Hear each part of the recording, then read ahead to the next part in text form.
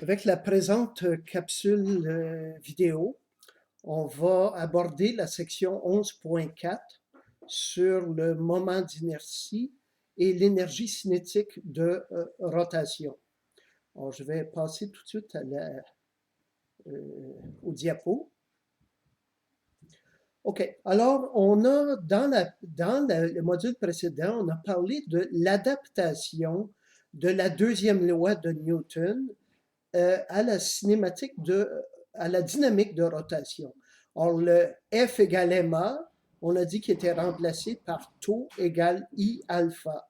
Tau étant ce qu'on a appelé le moment de force, c'est-à-dire une force au bout d'un bras de levier, et alpha étant l'accélération angulaire en radians par seconde carré plutôt que l'accélération linéaire en mètres seconde carré. Le rôle de la masse est ici remplacé par un terme qu'on a appelé le moment d'inertie. On va voir que en utilisant cette notion et sa définition, le moment d'inertie va nous permettre de trouver une énergie cinétique de rotation dont la formulation va être très très près de l'énergie cinétique de translation qui était 1 demi mv carré. Ici, ça va être 1 demi I W carré, W ou oméga étant la vitesse angulaire en radians par seconde. Or, ici, on donne un exemple qui est tiré de votre manuscrit. Mettons trois masses ponctuelles, M1, M2, M3. Bon, elles sont ici reliées par des tiges dont la masse est réputée être négligeable et on veut faire tourner l'ensemble autour d'un point, d'un axe. L'axe ici serait perpendiculaire à l'axe de la feuille, donc sortant vers vous. Or, les trois particules tournent avec chacune une certaine vitesse linéaire, V1, V2, V3. L'énergie cinétique totale serait la somme des trois énergies cinétiques, mais les V1, V2, V3 sont reliés. Tout ça tourne à la même vitesse angulaire en radians par seconde. Donc, on transforme les vitesses linéaires en vitesse angulaire et ce qu'on trouve, c'est qu'on a les mêmes termes, un demi, un demi, un demi, et les mêmes vitesses angulaires. Si on regroupe tous les termes qui constituent une sommation des masses fois le carré de leur distance à l'axe de rotation, ce terme-ci, qui est la somme des mi ri carré, c'est à lui qu'on va donner la définition du moment d'inertie. Or, ce que ça nous dit ici, c'est que ce qui résiste à l'accélération angulaire, c'est pas seulement la masse, mais c'est la masse en tenant compte de sa distribution par rapport à l'axe de rotation. Si vous faites du sport ou si vous avez regardé, par exemple, des athlètes qui soient, par exemple, des plongeurs ou des patineurs artistiques, vous voyez que lorsqu'ils doivent soit tourner sur eux pendant qu'ils plongent ou tourner sur eux en patinant, on va avoir tendance à ramener, recroqueviller le corps. Pourquoi? En regardant la diapo, on voit bien que ce qui est important, c'est pas seulement la masse, mais la distance que cette masse a par rapport à l'axe de rotation. D'où pour le sportif de ramener, de se recroqueviller autour de l'axe de rotation de façon à faciliter la rotation. Bon, une autre représentation de ceci pour un corps qui est plein, ben, on pourrait se le représenter comme étant fait d'une sommation très très grande de toutes petites masses et on aurait la même chose, ça serait la somme de tous les mi vi carré fois un demi et ça, on retrouve encore le terme I où I, le moment d'inertie, est la somme des mr carré. Donc, ce qu'on va appeler le moment d'inertie, comme j'ai dit, ben, ça va être la somme des mi ri carré. Et on va rajouter quelque chose sans démonstration et on va voir comment l'utiliser. C'est le théorème dit des axes parallèles. On s'en sert lorsqu'on veut calculer le moment d'inertie d'un corps qu'on voudrait faire tourner autour d'un axe qui ne passe pas par son centre de masse. Or, pour un corps qu'on voudrait faire tourner autour d'un axe positionné à une distance h de son centre de masse, le moment d'inertie, ce serait la somme de son moment d'inertie autour de son centre de masse plus sa masse fois h au carré. En génie mécanique, on a constamment à faire ce genre de calcul-là lorsqu'on veut mettre en rotation des éléments mécaniques ayant une masse. Les ingénieurs en mécanique vont avoir des tables avec des centaines et des centaines de configurations différentes. Par exemple, ici, pour un cerceau, pour lequel toute la masse est en périphérie, ben, le moment d'inertie est mètre carré. Lorsqu'on essaie de faire tourner un cerceau, mais autour d'un diamètre, on trouve 1/2 mètre carré et différentes situations. Ici, un cylindre qui pourrait avoir la longueur qu'on veut, c'est vu comme un disque quand on le regarde de face, c'est 1/2 mètre carré et on voit ici que la longueur du cylindre n'intervient pas. Une tige tournant autour de son centre de masse, 1/12 de mètre carré et une sphère pleine ou une plaque. Sur ce point, j'insiste, quiconque va travailler un peu en génie mécanique va avoir constamment à faire ça. J'ai eu dans ma carrière à différentes reprises à concevoir des systèmes motorisés, notamment pour entraîner des miroirs dont certains étaient de bonne dimension ou des grandes pièces. Et il faut faire ces calculs-là. Et les quelques formules qu'on trouve dans les tables ou les handbooks sont d'une utilité très très grande. Pourquoi? On veut savoir quelle sorte de moment de force il va falloir développer pour donner une accélération angulaire. Pourquoi on veut savoir ça? Ben, on veut savoir parce qu'on veut savoir quelle sorte de moteur on va devoir mettre là avant d'aller trop loin dans tout le design mécanique. Alors, si on revient ici à ces formules-ci, je vais faire un exemple d'application du du calcul du moment d'inertie. On va regarder le problème 26 du manuscrit. Alors, dans le problème 26, on parle d'une roue, d'un volant, comme on l'a dans les voitures, qui est composé d'un cerceau, d'un disque au centre et de 3 tiges. On va aller regarder la solution que j'en ai proposée au problème 26. Alors, on a vraiment ici une reproduction, le cerceau, le disque, les 3 tiges. Le moment d'inertie, ben, ça serait la somme du moment du cerceau, le moment du disque, et 3 fois le moment, donc, pour chaque tige. Pour le cerceau, on a vu, c'est tout simplement la masse du cerceau fois son rayon au carré. On entre les chiffres. Les unités sont des kilogrammes mètres carrés. Pour le disque, ben, c'est 1/2 de ça. Pourquoi c'est 1/2? Vu que le cerceau, toute sa masse est en périphérie et ça donne 1 mètre carré. Pour un disque, la masse est répartie. Elle n'est pas toute en périphérie, d'où le terme 1/2 qui intervient. Encore là, on introduit les chiffres.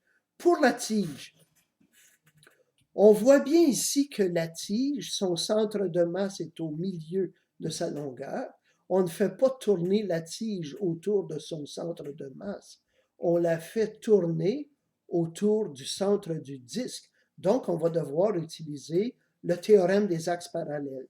Ça va être le moment d'inertie de la tige si on la faisait tourner autour de son centre de masse, plus la masse de la tige fois le carré de la distance entre le centre de masse et l'axe Et cette distance-là, ben, c'est la distance entre le centre de masse et le centre du disque. Et on va introduire les chiffres ici. Donc, le centre de la distance va être la moitié de la longueur de la tige plus le rayon du disque. On introduit les chiffres. On nous demandait également de calculer le moment d'inertie, pardon, l'énergie cinétique de rotation. Ben, c'est 1 demi IW carré. Pour le W, bon, on nous disait que c'est 1,2 tours par seconde. On convertit en radians seconde. On vient de calculer I, qui est 0,00221 kg mètre carré, et on introduit les chiffres et on trouve la réponse. Alors, je vais revenir à nos diapos pour montrer un peu plus loin comment on calcule n'importe lequel de ces moments d'inertie-là. OK. Alors, comment on calcule le moment d'inertie d'une tige ou d'un disque? OK. Alors, on va introduire la méthode. Vous n'aurez pas à faire de calcul complet à l'examen, mais vous pourrez être amené à répondre à des questions qui vont nous mettre sur la route de construire cette intégrale-ci. Alors, l'idée est la suivante. Le moment d'inertie d'un corps volumineux va être la somme des contributions de chacune des petits éléments de masse, dm. Donc, on va prendre la masse, on va la réduire en tout petites pièces. Pourquoi? Pour savoir avec la plus grande précision possible quelle est la distance de chacune des unités de masse à l'axe de rotation. Donc, pour calculer le moment d'inertie d'un corps dans lequel on a une distribution continue de masse, on va réduire cette masse à plusieurs éléments infinitésimaux de masse, dm, le but étant de connaître avec la plus grande précision possible la distance à l'axe, parce que si on se trompe, ben, l'erreur intervient au carré. Donc, l'idée de réduire la masse en plusieurs petites masses. Et ensuite, pour calculer le moment d'inertie global, net, ben, on fait une intégrale. Une intégrale, c'est quoi? C'est juste une somme sur toutes les petites masses. Alors, on va aller regarder l'exemple 11.7, de même que l'exemple 11.P28, le problème P28, pour voir un peu comment on doit fonctionner. Alors, je vais aller regarder l'exemple 11.7, la solution que je vous en ai donnée. Alors, dans l'exemple 11.7, il s'agit de calculer le moment d'inertie d'une masse, d'une tige de longueur L, tournant autour d'un axe, passant par son centre de masse. Or, on commence toujours par écrire que I doit résulter de l'intégrale, c'est-à-dire de la somme de tous les petits r carré dm. Ensuite, on va y aller graduellement. On va définir dm en fonction d'une variable d'intégration.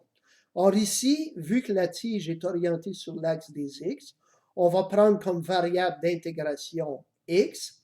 Le dm,